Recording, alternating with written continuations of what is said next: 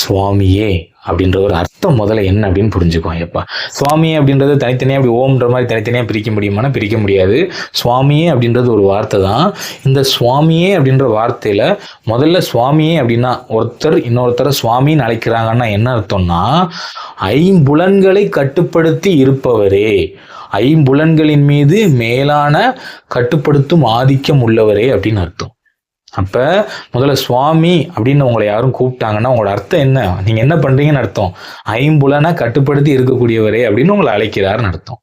சரிங்களா பகவானே? ஸோ பொதுவாக நம்ம சுவாமின்னு இறைவன் அழைப்போம், அப்படிதானே?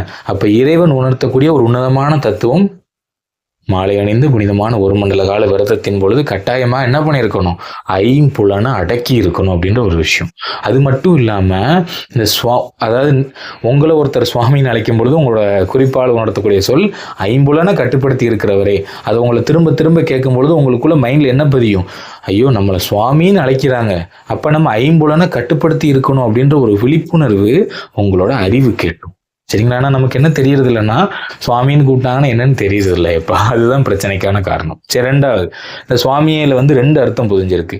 நீங்க இன்னொருத்தரை சுவாமின்னு கூப்பிடுறீங்கல்ல, அதாவது ஒருத்தர் என்ன கூப்பிடுறது மூலமா எனக்கு நினைவுபடுத்துறாரு, சுவாமி அப்படின்ற மந்திர சொல்றது மூலமா நான் ஐம்புலனை கட்டுப்படுத்தி இருக்கணும் அப்படின்றத நினைவுபடுத்துறாரு.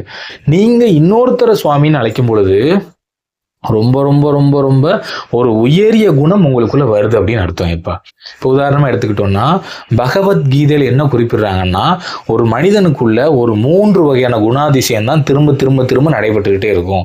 ஒன்று ராட்சத சுபாவம், 2வது தாமச சுபாவம், 3வது சாத்வீக சுபாவம். இந்த 3 கம்பேர் பண்ணும்போது சாத்வீக சுபாவம்ன்றது உங்களுக்கு அமைதி, பொறுமை, நிதானத்தை கொடுக்கும். சரிங்களா? இப்போ ராட்சத சுபாவம் அப்படின்றது ரொம்ப சுறுசுறுப்பாக இருப்பாங்க. இந்த சுறுசுறுப்பே அவங்க உடம்புக்குள்ள அவங்க மனசுக்குள்ள அமைதியை உள்ள விடாது, நிறைய ஆசைகள் இருக்கும். தாமச சுபாவம் அப்படின்றது என்ன அப்படின்னா, அசம்பந்தம், சோம்பேறித்தனம், சில விஷயத்தை செய்யும் பொழுது ஏண்டா பண்றோம்னு நினைப்போம்ல, அது தாமச சுபாவம். அப்போ ஒவ்வொரு மனிதனும் இந்த முக்குணங்களுக்குள்ள சிக்கி தவிக்கிறாரு.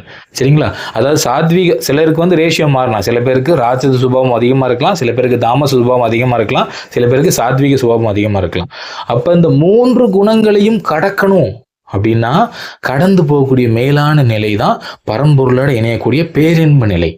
அந்த நிலைக்கு போகணும் அப்படின்னா நமக்கு இந்த 3 குணத்தையும் கடத்தி இதை விட பெரிய உயரிய ஒரு குணம் நமக்குள்ள வரணும்ல. இப்போ அந்த குணம் உங்களுக்குள்ள வரணும்னா நீங்க என்ன பண்ணணும், உங்கள்கிட்ட பணம் இருக்கு இல்லை, உங்ககிட்ட சுத்தி ஆட்கள் பலம் இருக்கு இல்லை, உங்ககிட்ட சுத்தி அதிகாரம் இருக்கு இல்லை, எது இருந்தாலும் இல்லைனாலும் ஒரு சாதாரண ஒரு சாமியை கூட நீங்க, அதாவது அவங்களுக்குன்னு எந்த விதமான பின்புலம் இல்லாம, அதிகாரம் இல்லாம, எதுவுமே இல்லாம இருப்பாங்கல்ல, பணம் இல்லாம.